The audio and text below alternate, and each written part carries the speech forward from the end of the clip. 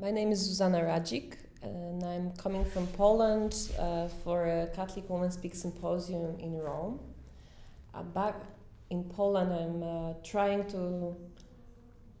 to create a space for women to have their voice in the church. Probably that's the way. That's the best way to put it.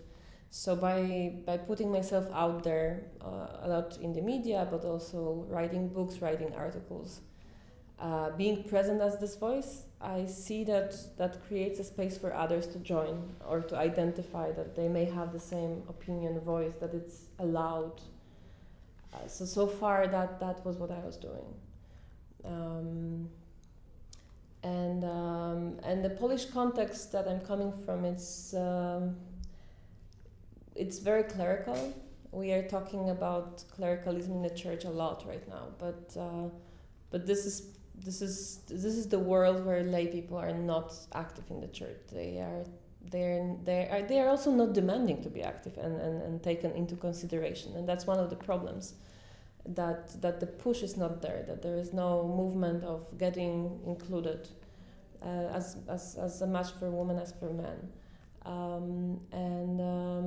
So we are used to be clients of the church, to get services, to even sort of grade it and score it and say who is giving better sermons, and change churches if we don't like them. But we rarely organize ourselves and have a cause within the church.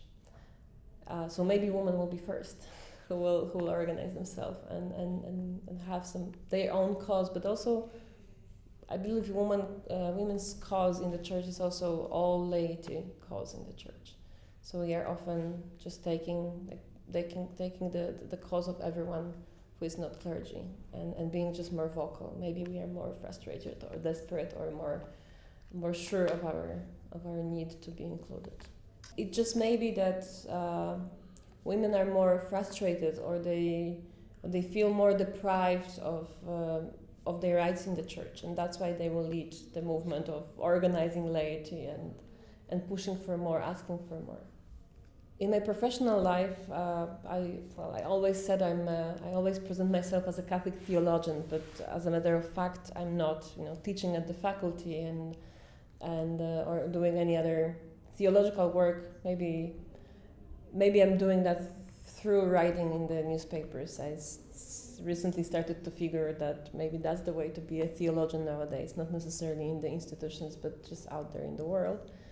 But as my profession is doing Polish Jewish and Christian Jewish dialogue, and I always knew that I was the teenager that when I realized that's something I want to do, and I worked to be able to specialize in this, and this very much comes from where I'm from. I'm from Poland. Poland was a place where most of the Jews of Poland were murdered during Holocaust. It was also a place where other Jews of Europe were brought to be murdered. And when you hear anti-Semitism in such a country, it outrages you. It really is not something that is not supposed to be there. Not in that space, not in the space with the ashes of so many millions of people. So, I don't know, ever since I was, 19 or even earlier, I knew that that's something that I want to fight, and I do it through working in a non-profit that's called Forum for Dialogue, and it's fighting anti-Semitism, but it's also fighting it through bringing people together and creating space in which they have to empathetically listen to each other and challenge each other and challenge their collective memories and collective narrations and meet as people. And that's what works, basically. So I really consider it a privilege that I can have that kind of work and sometimes be assist in this kind of meetings and interactions between people. In everything what I do, I guess I very strongly feel about when we pray Our Father and we say Our Father, this moment when it's our, and that talks about that this is the immediate expression of inclusiveness in the world. meaning that it's of all people, that all people belong. That all people belong, meaning despite of different things they have to say, memories, ethnicities, religions, that they're all included, and that's a community we have to deal with.